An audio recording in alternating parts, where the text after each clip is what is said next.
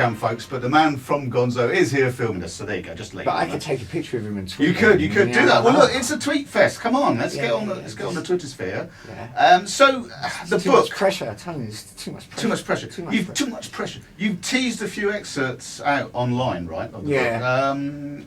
So clearly, to delve back to that time, mid-70s, squatting in Chalk Farm with Viv Albertine of the Slits, and meeting Mick Jones. That's probably a bit earlier. And forming you formed the Clash. A bit earlier. You formed the Clash with Mick Jones, right? Yes. So tell us a bit about that. I mean, I've seen that picture where he's pictured with sort of loom pants on. Yeah. And you're there kind of more with the Stackhill Winkle Pickers, and it's very Let It Rock. Well, not Stackhill Winkle Pickers, but Stackhill Leather Boots. They're sort of Cuban jobbies, No, aren't they? Mick gave me. Oh, Mick gave you those shoes. When Look this pic up. Mick, Somebody tweet this pic. The night I met Mick, he was wearing these blue suede shoes, and they were Winkle Pickers, dynamite.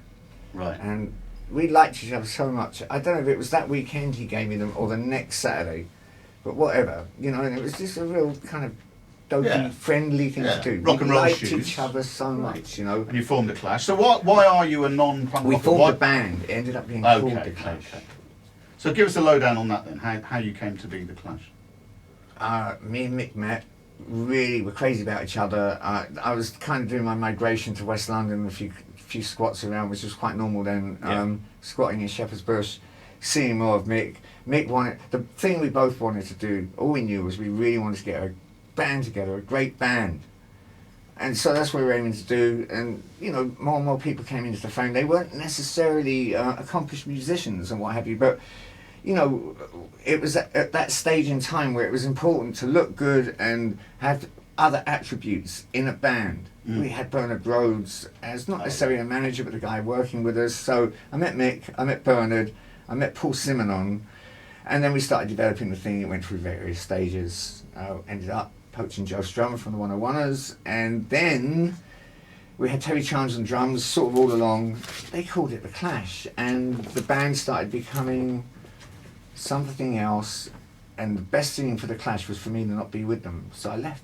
Right. So my favourite song on the first Clash LP, my favourite Clash song, is What's My Name, and you co-wrote that, it turns out. And it does banged it out in a sound check. It does have a more modal vibe, which is more like the first Pill album than sort of the trad rock style of Strummer and Jones, I'd say. So was the Clash, was it not a good fit? Or no, it was a great fit at first. We wanted to get a really good band together, and you know what?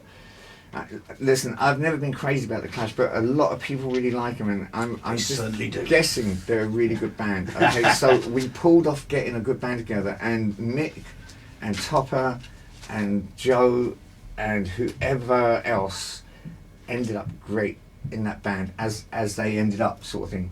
Because this is often misconceived, but before the Clash and that whole, I mean, obviously they were kind of pre-punk then, and Joe was still in the 101ers, whatever, but this is often misconceived, but you did you not work on the road crew for Yes, aged 15? That's got a lot to do with Joe Strummer, but... okay. Yes, I did, yes. But Steve Howard did not teach you to play the guitar? No, just to slot that one into place and iron that one out. That misnomer from the, what's his name, Danny Baker show. Danny Baker. Viv Albertine actually said it. Yeah, no, good for Viv. You know, and I think she must have had that misconception. But no, I was really into Steve Howe. Yeah. And I just went to a load of Yes gigs. Ended up working for Yes, for real. On the drums though, wasn't it? Well, I was helping put the drum rostrum together. That is not a drum kit. This is like a major deal. It's a major thing to put together. It taught me so much. But obviously I kind of migrated to Steve Howe and Rick Wakeman's synths and everywhere. And really I was a tourist. And I used to get these big people.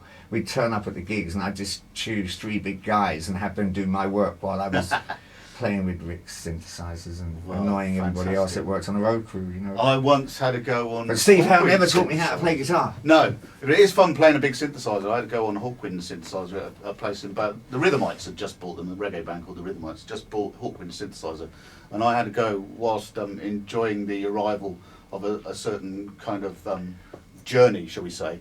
And it was a great experience playing. Was it a VCS3 or was it a dirty? I don't know what it was, but it made fantastic noises. Was it big? Yeah, it was massive. It wasn't a VCS3. Anyway, I'm getting off the plot a bit. So I mean, probably the ultimate non-punk. I mean, you're said diary of a non-punk rocker. The ultimate non-punk band. Only ELP perhaps are more anti-punk than Yes. We're not playing any Yes tonight. Good for ELP. I didn't even know that. But well, so I'm just saying. What, I'm still lumpen punk enough Emerson, to struggle with it. I have to say. Keith Emerson's more punk than a lot. I've seen him interviewed. You're right. Anyway, we're not playing any of that tonight. But you have chosen something that some people may struggle with. Some people may think proggy.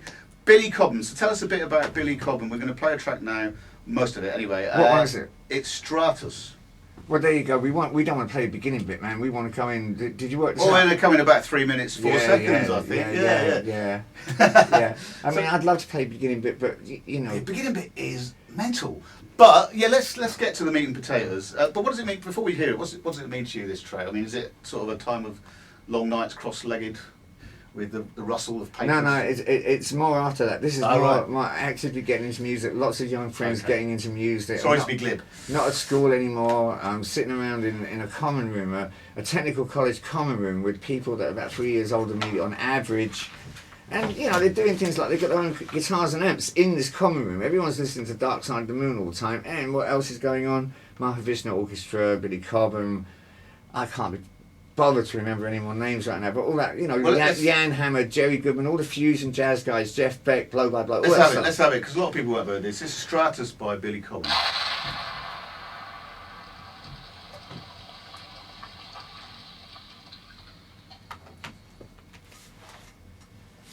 Doing all right? This is right at the beginning, though, isn't it? We're not at 3 minutes 4.